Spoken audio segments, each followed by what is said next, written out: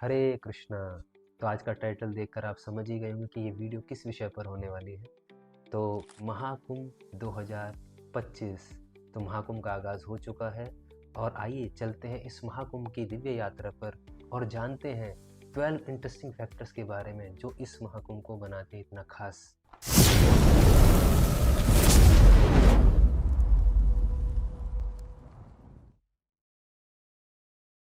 सबसे पहला, कुंभ जो है वो दुनिया का सबसे बड़ा रिलीजियस गैदरिंग का एक संगम है। आज तक अगर लिस्ट बनाई जाए तो अभी तक ऐसा उत्सव पूरे विश्व में नहीं है कि जहाँ पर एक जो सबसे लंबे अंतराल और सबसे बड़े स्केल पर ये उत्सव मनाया मनाया जाता है ऐसा। ऑल्दो बहुत सारे उत्सव हैं पूरे विश्व भर में जो बहुत ज़्यादा भीड़ आकर्षित करते हैं, जैसे रियो द जेनेरियो ब्राज़ील का कार्निवल फेस्टिवल है, जिसमें कलरफुल परेड होती है और बहुत सारे ऊर्जा के साथ लोग पार्टिसिपेट करते हैं। साथ-साथ में मार्डी ग्रा यूएस का एक कार्निवल फेस्टिवल है जो अमेरिकन कल्चर को दर्शाता है। इवन अगर देखें हम वर्ल्ड कप्स होते हैं या फिर ओलंपिक्स होते हैं, वो भी बहुत ज़्यादा भीड़ आकर्षित करते हैं। उनका आप कह सकते हो टेक्नोलॉजी और ट्रेडिशन का जो कॉम्बिनेशन होता है, वो भी बहुत अमेज़िंग होता है। लेकिन फिर भी ये सारी चीज़ें हैं, लेकिन जो कुंभ मेला की जो यूनिकनेस है, जो इसकी दिव्यता, जो इसकी भव्यता और जिसकी सभ्यता है, उसकी विशिष्टता को ये मेल नहीं खा सकते। उदाहरण के लिए मैं आपको बताना चाहूँगा, जिस प्रकार से अगर हम देखें भारत की जो जनसंख्या है वो 140 करोड़ और 200 साल पहले की अगर हम बात करें तो 1796 में कुंभ में ऑलमोस्ट 25 लाख लोगों ने श्रद्धालुओं ने उसमें पार्टिसिपेट किया था। और जब भारत में ब्रिटिश सरकार का रूल था, वो वो लोग रूल करते थे और उन्होंने जब ये देखा कि इतने सारे श्रद्धालु आ रहे हैं तो उन्होंने टैक्स लगाया, नहाने पर ही टैक्स लगा दिया श्रद्धालुओं पर। तो एक रिकॉर्ड के अनुसार बताया जाता है, ईस्ट इंडिया कंपनी के रिकॉर्ड के अनुसार 1806 में उन्होंने 1 रुपया टैक्स हर एक व्यक्ति के ऊपर लगाया। इससे क्या हुआ, इवन आप देखें तो 1 रुपया टैक्स लगाया, फिर भी अगर देखा जाए तो जो 1 रुपया इतना ज़्यादा होता था महँगा कि एक व्यक्ति की पूरी महीने का खर्चा चल सकता था। एनीवे तो ये है इसका महत्वपूर्ण कि ये सबसे बड़ा रिलीजियस गैदरिंग प्लेस होता है प्रयाग में एक समय पर। फैक्ट नंबर 2, कुंभ मेला की परिभाषा एवं इसका महत्व। अगर हम इसकी महत्वता को जानना चाहते हैं तो हमें शास्त्रों के थोड़े पन्नों पर जाना होगा। ऑफ कोर्स शास्त्रों में बताया गया है इसके यह पर्व केवल एक ही स्नान से महत्व नहीं रखता, बल्कि आध्यात्मिक जागरण, समुद्र मंथन, देवासुर संग्राम, धर्म का विजय अधर्म पर, इन सभी तथ्यों को प्रकाशित करते हुए ऐतिहासिक, पौराणिक और आध्यात्मिक संदेश भी देता है। ऑफ कोर्स जो कुंभ मेला है वो एक नित्य नवीन उत्सव है और अ, कुंभ दर्शाता है अमृत कलश को। और ऑफ कोर्स एंड दूसरा जो पार्ट है वो है मेला। तो मेला मतलब एकत्रित होना। तो ऑफ कोर्स भारतवर्ष में जहाँ भी कोई भी समारोह होता है, चाहे वो धार्मिक हो, वाणिज्यिक हो या अन्य खेल भी होते हैं, तो उनको में उन एकत्रित उनमें मेला संज्ञा शब्द यूज़ किया जाता है। तो इस प्रकार से अगर हम इसके अर्थ पर जाएँ तो ये है कि जब पूरे विश्व भर से साधु, ज्ञानी, योगी, अन्य धर्म के पंथ के लोग जब इस अमृतत्व की इच्छा के लिए एकत्रित होते हैं तो उसको कहते हैं कुंभ मेला। फैक्ट नंबर 3, कुंभ से जुड़े अनसुने रहस्य एवं इसकी शुरुआत कैसे हुई। तो अमृत को प्राप्त करने की जो कथा है वो हमें प्राप्त होती है श्रीमद् भागवत पुराण के 8वें स्कंद से और ऑफ कोर्स अन्य ग्रंथों में प्राप्त होती है जैसे रामायण, महाभारत और गरुड़ पुराण में भी इसका विस्तृत विवरण प्राप्त होता है। तो अगर देखें तो जब दुर्वासा मुनि के शाप के द्वारा इंद्र जब ऐश्वर्य विहीन हो गए क्योंकि उन्होंने उनको यथोचित सम्मान नहीं दिया, तो इसके कारण इस अवसर का लाभ उठाकर राजा बलि ने उनके ऊपर आक्रमण किया, सभी देवताओं के ऊपर और देवताओं का जो भी सिंहासन था उसको हर लिया। और इसके बाद जब देवता बिल्कुल वीक हो गए, कमज़ोर पड़ गए, तो फिर वो भगवान विष्णु के पास जाते हैं और उनसे आग्रह करते हैं कि हमें तुरंत हमारा पुराना साम्राज्य वापस हो जाए। तो इस प्रकार से जब वो प्रार्थना करते हैं तो भगवान उनको एक एडवाइस देते हैं, बहुत अच्छी सजेशन देते हैं कि आप क्या कीजिए, संधि कीजिए असुरों के साथ। और जब वो असुरों के साथ संधि के लिए उनको एक बहुत ही इंटरेस्टिंग आइडियम बताते हैं, वो है सर्प मूषक न्याय के द्वारा आप उनसे संधि करें और आप समुद्र मंथन का प्रयास करें। समुद्र मंथन जब करेंगे तो आपको उसमें अमृत प्राप्त होगा और फिर आपके पास दोबारा से वो पावर आ जाएगी और फिर आप अपने आप को दोबारा से अपना साम्राज्य हासिल कर सकते हैं असुरों से लड़ाई कर कर। तो इसी उद्देश्य के साथ सारे जो देवतागण हैं वो असुरों के साथ संधि करते हैं और फिर मंदर पर्वत को लेकर आया जाता है क्षीर सागर के पास और क्षीर सागर में रखा जाता है। और उस भगवान विष्णु स्वयं कूर्मा अवतार धारण करके जो 800 लाख मील लंबा उनका शरीर होता है और वो खुद उसकी बेस बनते हैं और मंदर पर्वत मथानी बनता है और वासुकी नाग को रस्सी बनाई जाती है और अजीत भगवान उसके ऊपर बैठते हैं। तो इस प्रकार से समुद्र मंथन लीला स्टार्ट होती है। तो देवता और असुर दोनों एक मंथन शुरू करते हैं और जब मंथन शुरू होता है तो सबसे पहले निकलता है हलाहल विष। और हलाहल विष से क्या होता है, पूरा चराचर जगत त्राही त्राही त्राही हो जाता है। तो इसके लिए वो सभी देवतागण भगवान शिव से आराधना करते हैं और भगवान शिव उस हलाहल विष को अपने कंठ में धारण करते हैं और इसके कारण उनका नाम पड़ता है नीलकंठ। तो ये पहला जो समुद्र मंथन से जो वस्तु प्राप्त होती है वो सब हलाहल विष था।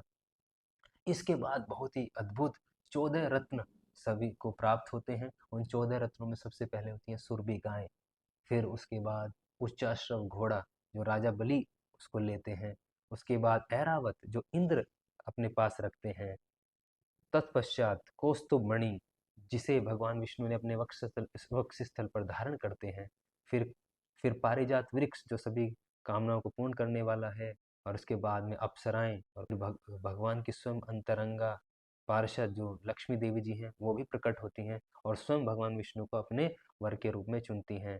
और साथ में क्षीर सागर से उत्पन्न होते हैं बालचंद्र अर्थात अर्धचंद्र का भी उत्पन्न होता है और जो क्या करते हैं, शीतल प्रभाव प्रदान करते हैं भगवान शिव को, क्योंकि भगवान शिव अपने मस्तक पर धारण करते हैं।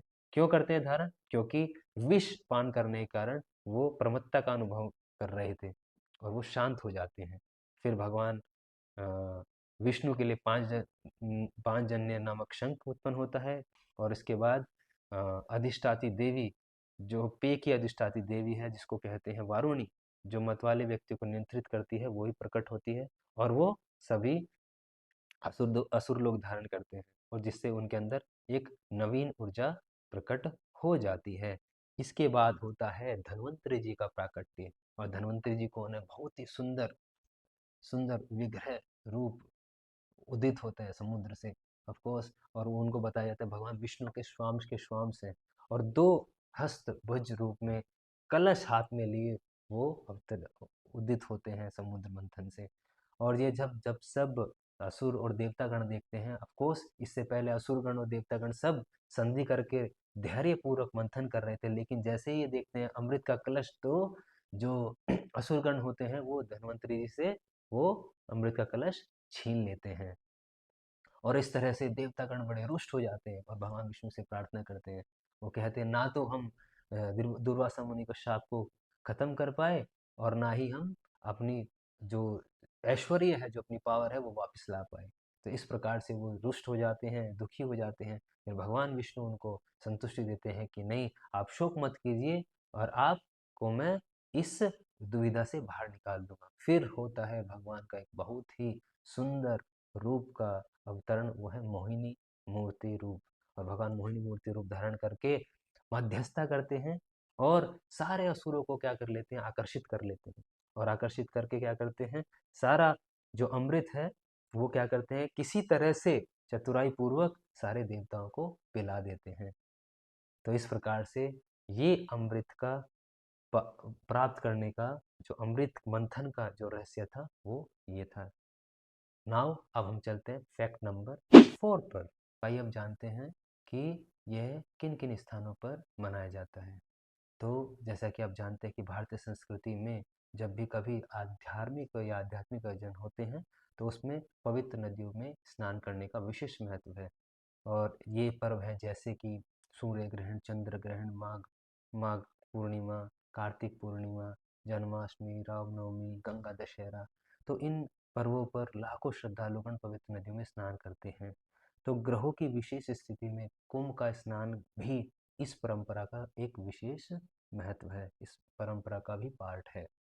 तो अब हम जानते हैं कि किन 4 स्थानों पर ये कुंभ स्नान का जो पवित्र स्नान है वो मनाया जाता है। तो पहला है प्रयागराज। प्रयागराज में गंगा, जमुना, सरस्वती त्रिवेणी संगम का जो स्नान है वो महत्व है। हरिद्वार में गंगा स्नान का महत्व है। नासिक में गोदावरी स्नान का महत्व है। और उज्जैन में शिप्रा स्नान का महत्व है। शिप्रा नदी में स्नान करते हैं लोग। तो आइए हम चलते हैं अब फैक्ट नंबर 20 पर। तो ये 4 ही स्थान क्यों?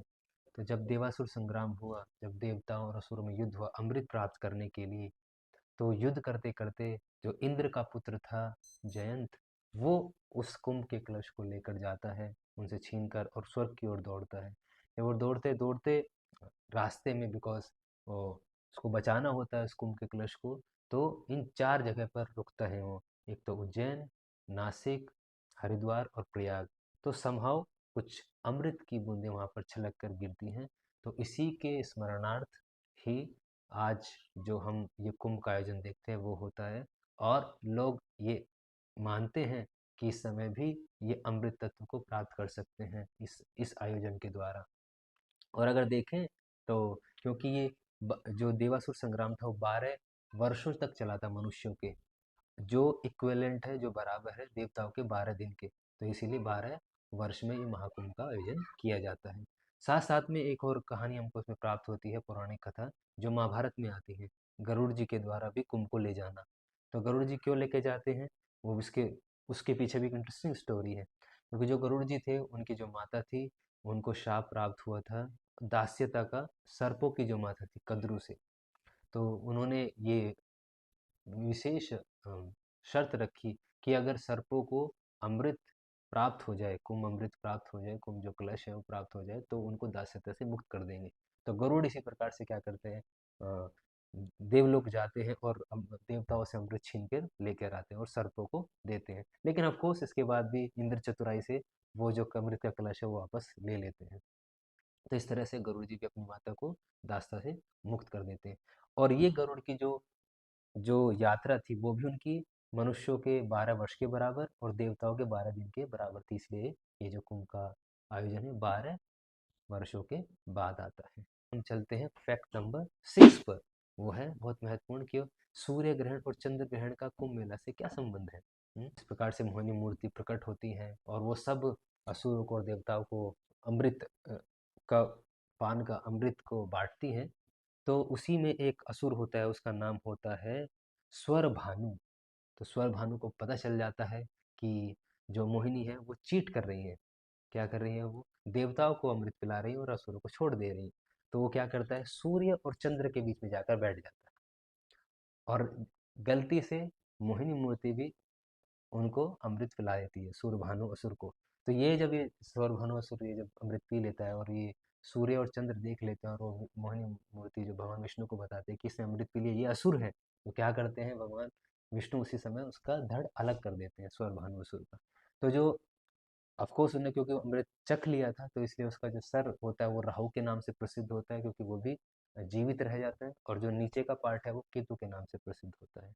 तो इस तरह से क्योंकि जो राहु केतु हैं और वो जब ये देखते हैं कि ये सूर्य और चंद्र ने ऐसा कार्य किया, उसने उसको अमृत से वंचित करते हैं, तो उसकी एक तरह से उसकी एनिमियसनेस होती है सूर्य चंद्र के प्रति। वो हमेशा ईर्ष्यालु रहता है और बेसिकली एक तरह से दुश्मनी हो जाती है। तो इसीलिए जब जब भी ये दुश्मनी उसको निकालनी होती है तो प्रयास करता है सूर्य और चंद्र को ग्रास करने के लिए, है ना। तो इसी प्रक्रिया को वैदिक सिद्धांत में, वैदिक प्रणाली में सूर्य ग्रहण और चंद्र ग्रहण कहते हैं। और अब हम चलते हैं फैक्ट नंबर 7 पर। जैसे हम देखते हैं कि इसके पीछे का जो एस्ट्रोलॉजिकल फैक्टर वो क्या है, जो ज्योतिष शास्त्र क्या कहता है कुंभ मेले के बारे में, तो आप जानते हैं। जो सूर्य और बृहस्पति की स्थिति ऋग्वेद की संगणनाओं के अनुसार 360 दिनों में सूर्य एक राशि से दूसरी राशि में 12 बार गुजरता है। और इस प्रकार वर्ष में एक बार सूर्य मकर राशि से होकर गुजरता है। उस दिवस को मकर संक्रांति का दिन कहते हैं।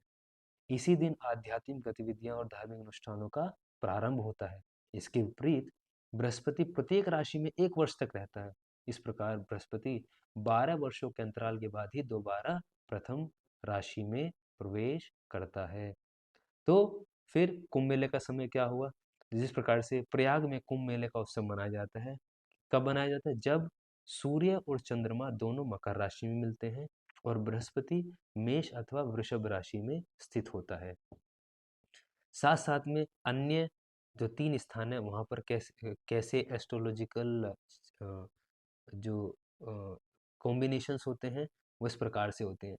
हरिद्वार में जब बृहस्पति कुंभ राशि में, सूर्य और चंद्रमा कर्क अथवा सिंह राशि में। नासिक बृहस्पति सिंह राशि में, सूर्य और चंद्रमा सिंह राशि में। उज्जैन बृहस्पति सिंह राशि में, सूर्य मेष राशि में। तो आइए अब हम चलते हैं फैक्ट नंबर 8 पर। तो प्रयागराज में महाकुंभ क्यों है विशेष? तो जैसे हम देखते हैं प्रयागराज में त्रिवेणी कहा जाता है, त्रिवेणी संगम, क्योंकि यहाँ 3 नदियों का मिलन होता है। त्रि मतलब 3 और वेणी मतलब माला, गुथी हुई माला जो स्त्रियां धारण करती हैं ऊपर। तो और संगम मतलब मिलाप। तो यहाँ पर हिमालय से उद्धृत हुई गंगा, जमुना एंड सरस्वती तीनों का मिलाप होता है। ऑल्दो गंगा और यमुना ही दृष्टिगोचर होती हैं।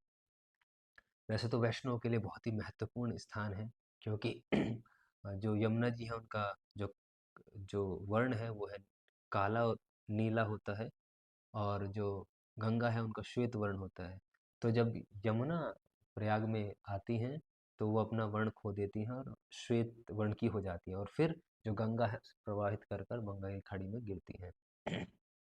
लेकिन तीनों का विशेष महत्व है। जैसे गंगा के बारे में बताते हैं, भगवान स्वयं कृष्ण गीता में बोलते हैं, स्त्रोमास में जाह्नवी कि नदियों में मैं गंगा हूँ। और साथ साथ में अगर देखें गंगा जी का जो अवतरण होता है इस लोक में, कि जो राजा भगीरथ थे उन्होंने अपने 60,000 पूर्वजों को धारण करने के लिए भगीरथ प्रयास करके गंगा को इस पृथ्वी लोक पर लाए। ऑफकोर्स देवलोक में गंगा जी बहती हैं, लेकिन जिस प्रकार से देवताओं के लिए अमृत बहुत ही बहुत ही विशेष स्थान रखता है, उसी प्रकार से हम जैसे मनुष्यों के लिए गंगा जल भी अमृत के समान है। इसी प्रकार से यमुना जी, तो यमुना ऑफ कोर्स हम जानते हैं सभी की सूर्य की पुत्री हैं, और भगवान श्री कृष्ण की पटरानी है। और भगवान श्री कृष्ण ने जो भी लीलाएं अपनी बचपन की लीलाएं हैं, जो बाल्य लीलाएं की हैं, वो यमुना के तट पर और यमुना जी के अंदर ही की। और साथ साथ में यमुना का जो वर्ण है वो भी नील वर्ण है, तो बिल्कुल समांतर है भगवान श्री कृष्ण के। तो इस तरह से वो भी महत्वपूर्ण स्थान रखती हैं। साथ साथ में सरस्वती माता, सरस्वती जो रिवर है उसके बारे में बताया जाता है। ऋग्वेद में बहुत सारी उनके ग्लोरिफिकेशन प्राप्त होता है। 7 प्रमुख नदियों में से उनका नाम आता है। साथ साथ में ऐसा बताया जाता है कि जितने भी वैदिक साहित्य हैं वो सरस्वती नदी के किनारे पर ही रचे गए, लिखे गए। और साथ साथ में जब श्रीमद् भागवत के अनुसार जब बलराम जी तीर्थ यात्रा पर भ्रमण के लिए तो सरस्वती नदी में उन्होंने स्नान किया। तो इस प्रकार से पूरे ब्रह्मांड का सबसे मंगलमय स्थान हो जाता है प्रयागराज, इसीलिए इसको बोलते हैं तीर्थराज प्रयाग।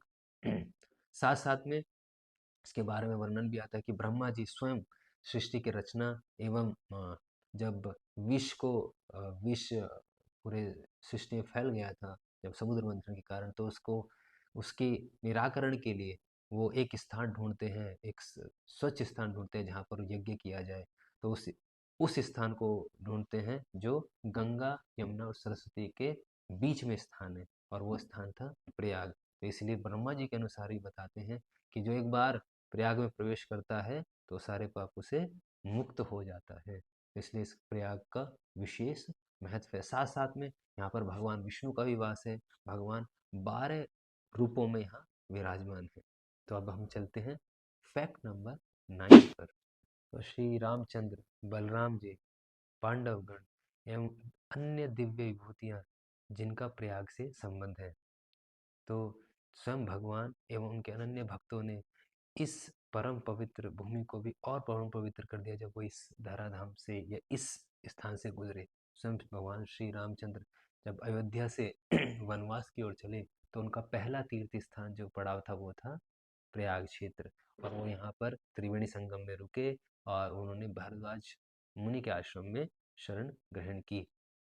साथ साथ में हमें महाभारत काल में भी पांडव जब वनवास की ओर गए, तो नकुल, सहदेव, अर्जुन, युधिष्ठिर, भीम, तो सभी वन पर्व में वर्णन आता है वो भी प्रयाग क्षेत्र से होकर गुजरे थे।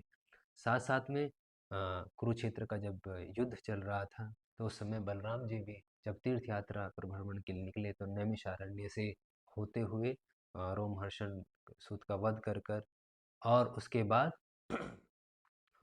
वो सरयू नदी में स्नान करने के बाद सीधे प्रयाग क्षेत्र में आते हैं और वहाँ पर स्नान करते हैं।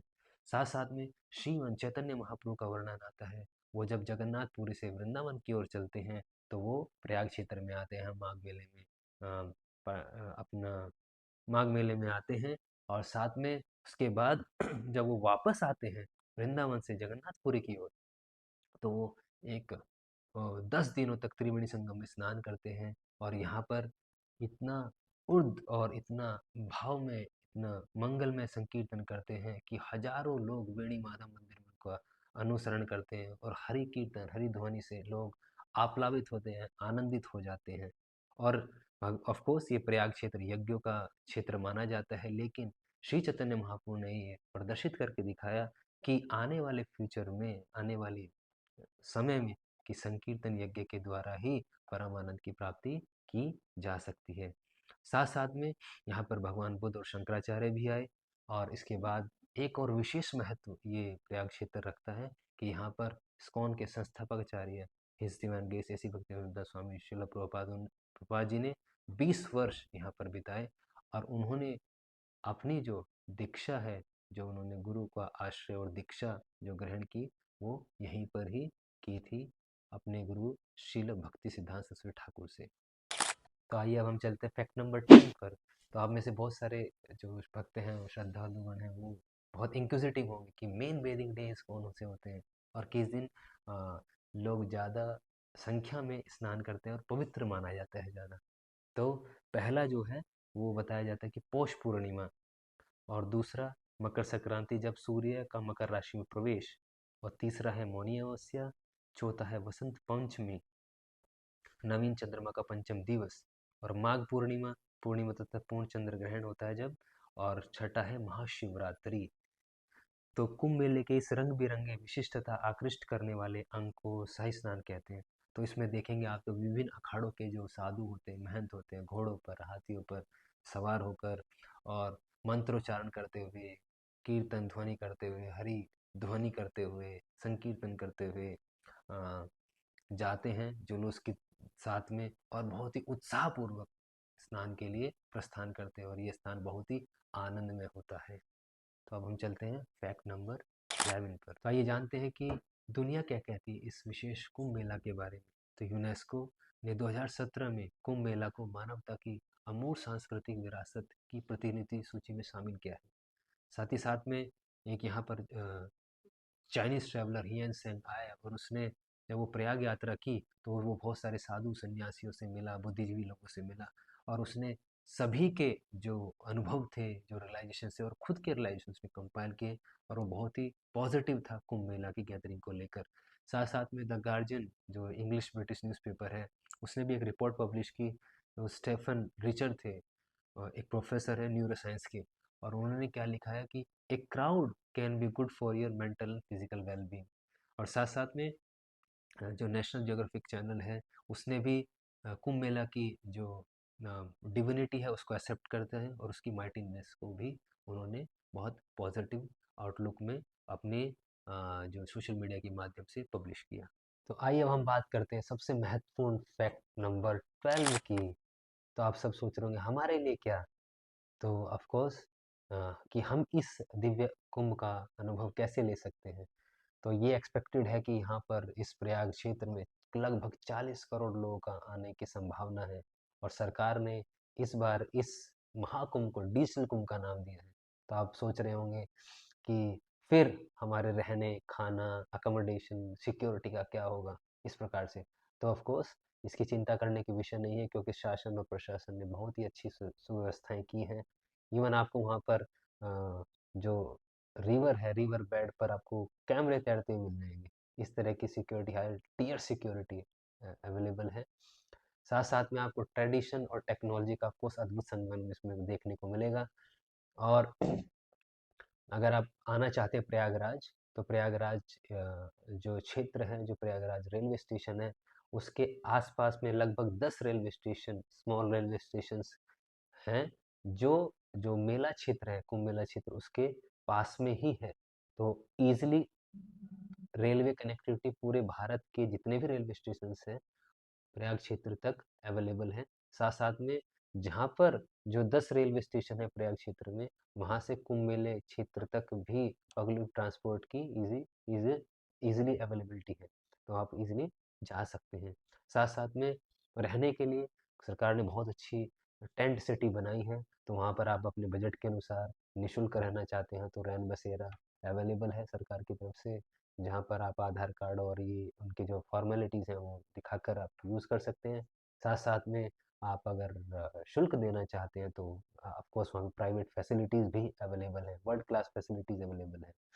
और साथ-साथ में खाने के लिए भी कोई प्रॉब्लम नहीं है, वहाँ पर इस्कॉन जैसी संस्थाओं के द्वारा मुफ़्त में सही गुणवत्ता और अच्छी गुणवत्ता में प्रसाद की व्यवस्था भी पूर्ण रूप से अवेलेबल है। तो जाइए इस दिव्य, भव्य और अलौकिक कुंभ में, और ज़्यादा से ज़्यादा साधु संग, प्रवचन, स्नान और अ, पवित्र इस पवित्रता का अनुभव कीजिए और अपने जीवन को सफल बनाइए। हरे कृष्ण।